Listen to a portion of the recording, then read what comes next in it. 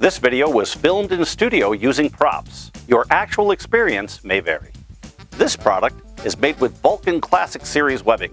Our webbing standard since 1988, Vulcan Classic Series provides functionality, performance, and strength at our most affordable prices. Always read your safety tag for all the pertinent information.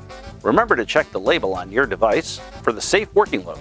Never tie down by less than 4 points on any vehicle. Inspect your vehicle every 50 miles. Consult your local DOT for specific regulations. While the safe working load of the TH-051 series is only 1,600 pounds, when used properly in sets of 4, you have an aggregate working load of 6,400 pounds, which makes it perfect for any average-sized vehicle, SUV, or pickup truck. The advantage of the TH-051 is its extended length. Leads to more versatility and an easier way to attach to trailers that are not as standard. To install your TH-051 tire strap, begin by spreading the strap in front of the tire, placing the tread cleats evenly spaced in front of the wheel.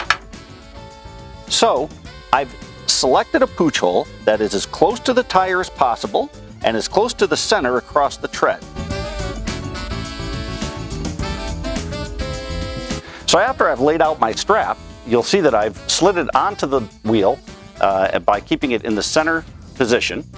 I've taken my rubber cleats and taken my tread cleats to engage inside the nearest tread to the center of the vehicle. Make sure when you position your cleats that they're all 3 in the forward position towards the ratchet strap, up against the stopper.